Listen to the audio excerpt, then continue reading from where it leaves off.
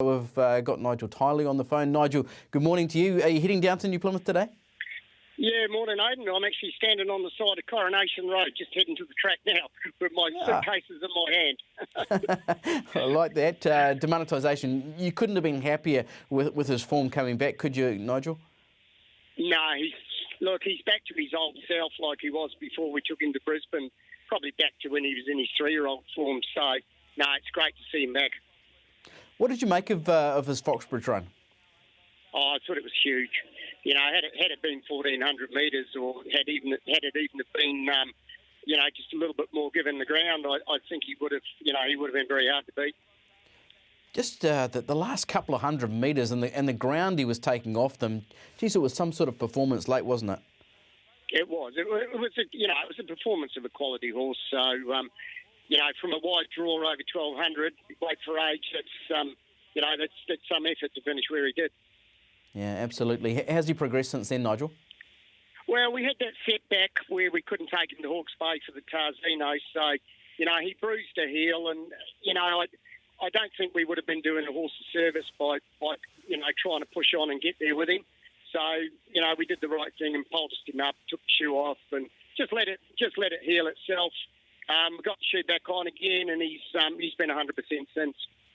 Okay, so it's just a matter of time, just as the healer in that situation. Yeah, exactly. And I mean, look, this race today was an afterthought, but we need to get some points. He's probably sitting sort of 3 to 4 points shy of being guaranteed a run in either of the two Group 1s. So, this was an afterthought.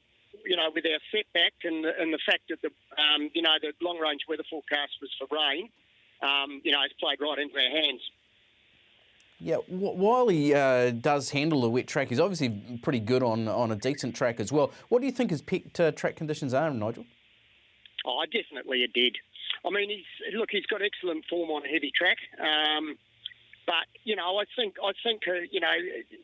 as long as there's a bit of cut in the ground, I mean, he will perform on top of the ground, but it does take a bit out of him, and it takes him a while to get over it.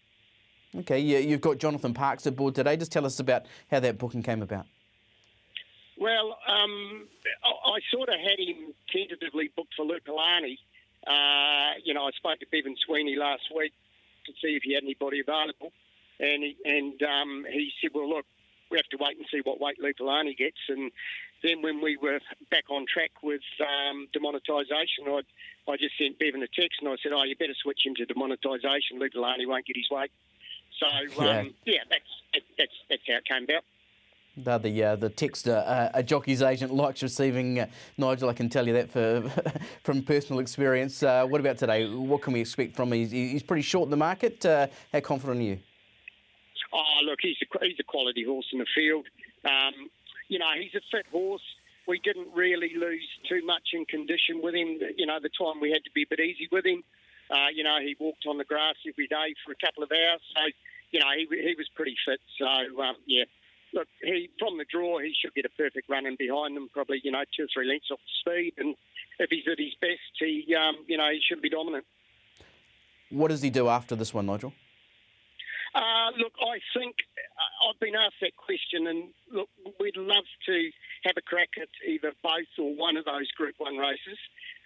I'll take him home, win, lose or draw, see how he is in the next few days. And if I'm not happy to go to Hawke's Bay next week, I certainly won't be taking him. But if he was fortunate enough to win today, it would certainly give us an option to just be patient and wait for the Livermore. Okay, Lupilani's in the same race. Is she some sort of chance from 53? Look, she's been a bit disappointing in the last 2 or 3 runs, but to be fair, she probably hasn't really had track conditions to suit her. This was sort of a last throw at the dice because she is off to the Stallion as soon as she comes into season. So it would be nice for the owners if we could get a little bit of black type with her today. So I'm happy with her. She's travelled down well. I took her for a walk last night, and again this morning she's very bright. So, with 53 on her back, right track conditions, fingers crossed that she can do us some justice. Outside the feature today, Nigel, you've got Diogenes in your Plymouth, and you've got a handful of runners, including McCushla, who's right in the market at Ellerslie.